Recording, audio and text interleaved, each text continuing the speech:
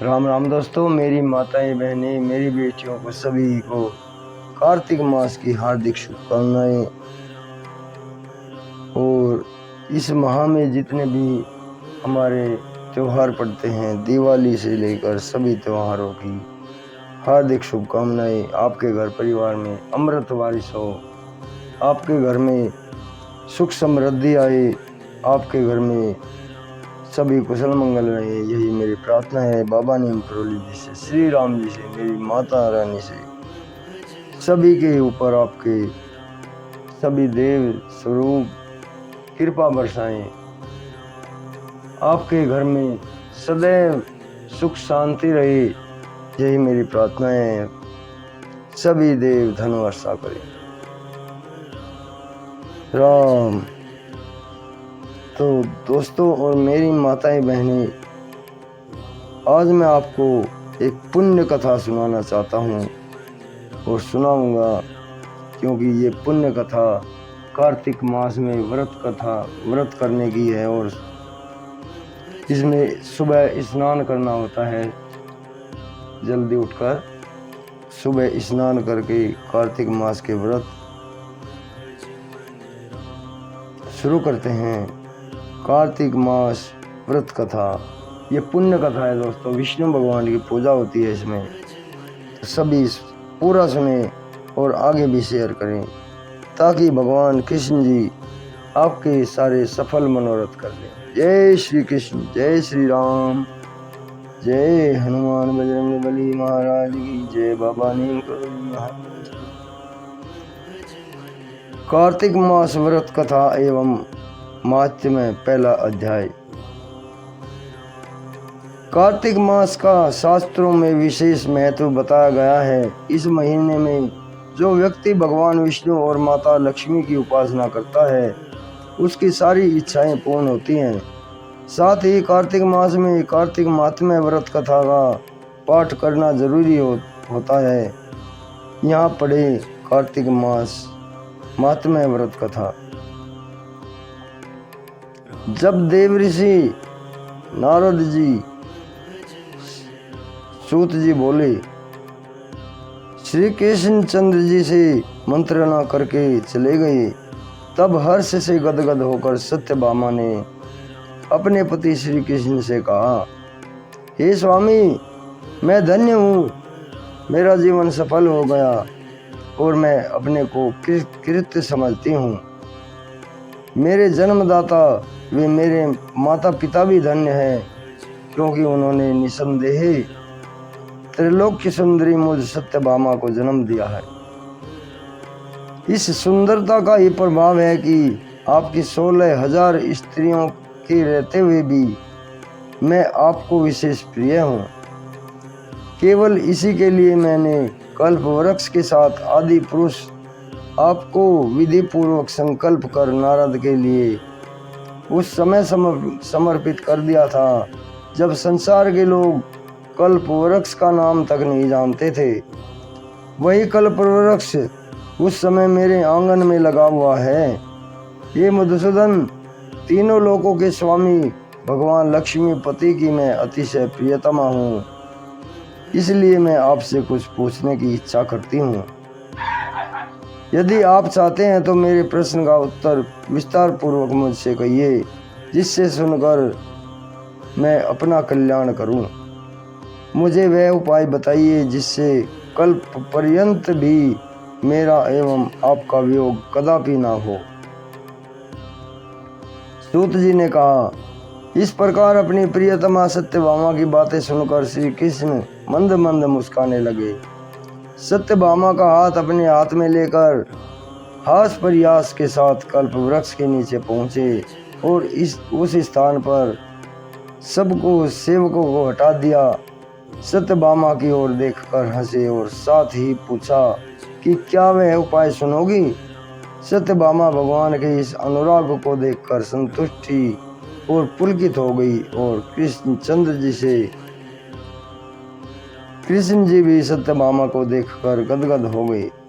श्री कृष्ण ने कहा कि हे देवी, वास्तव में इन 16,000 स्त्रियों के रहते हुए भी तुम मुझे प्राण के तुल्य प्यारी क्यों हो?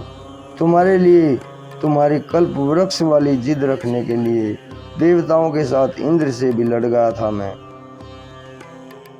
जो तुम पूछना चाहती हो तो वह बड़ी ही अद्भुत बात है। मैं तुम्हें मैं जो किसी को न देने वाली बहुमूल्य वस्तु हो वो भी दे देता हूँ, जो न करने वाला काम हो वो भी तुम्हारे लिए कर देता हूँ, जो छिपाने वाली बात भी वो मैं तुम्हें कह देता हूँ, जो फिर मुझसे पूछने की आवश्यकता ही क्यों थी। तुम्हारे मन में जो प्रश्न हो उसे पूछो, मैं कहूँगा। सत्यभामा ने कहा कि हे नाथ, मैंने पूर्व जन्म में कौन सा दान, व्रत अथवा तपस्या की थी जिसके प्रभाव से मैं संसार में पैदा होकर सारी बाधाओं से, संसार की सभी परेशानियों से मुक्त हूँ और आपकी अर्धांगिनी हूँ। सर्वदा गरुड़ पर सवारी करती हूँ, आपके इंद्रादिक देवताओं के यहाँ आपके साथ जाती हूँ। आपके जाने पर आपके साथ मैं भी स्वर्ग तक इस शरीर के साथ विचरती हूँ। यही मैं पूछती हूँ कि मैंने उस जन्म में कौन सा पुण्य काम किया था, कौन सा शुभ कर्म किया था जिससे मुझे आपका साथ मिला। पूर्व जन्म में मैं कौन थी, मेरा कैसा स्वभाव था और मैं किसकी पुत्री थी।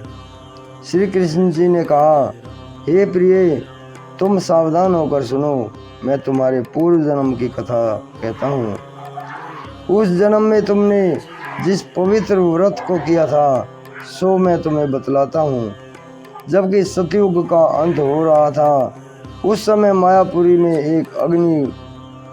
एक अत्रि गोत्र वाला देवशर्मा नामक ब्राह्मण निवास करता था।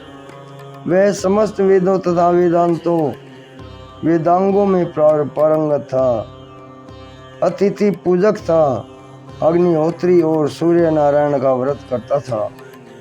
सर्वदा सूर्य देव की उपासना करने के कारण वह दूसरे सूर्य की भांति दीप्तमान था। उसको वृद्धावस्था में भी गुणवती नाम की एक कन्या उत्पन्न हुई।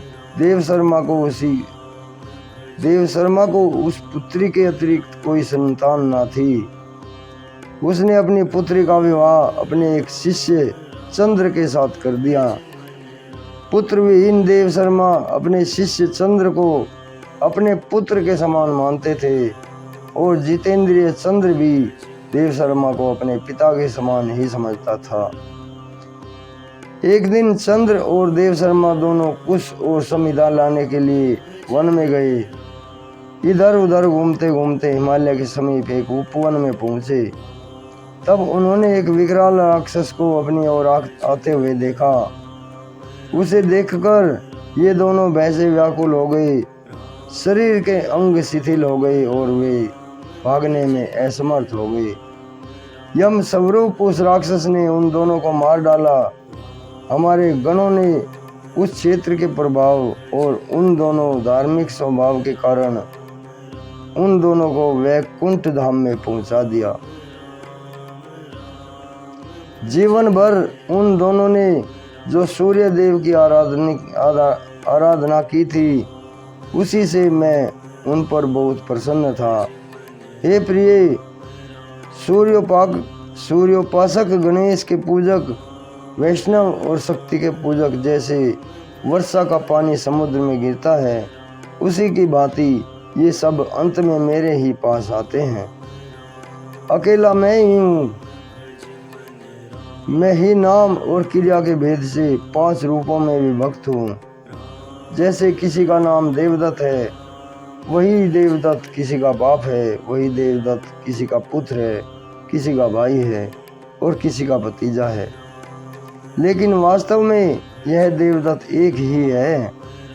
अस्तु, सूर्य के समान तेजस्वी वे दोनों मेरे वैकुंठ धाम में आकर रहने लगे। विमान पर यात्रा करते थे, उनका मेरे समान रूप था। वे मेरे ही समीप रहते थे और उनके शरीर में दिव्य चंदन लगा रहता था।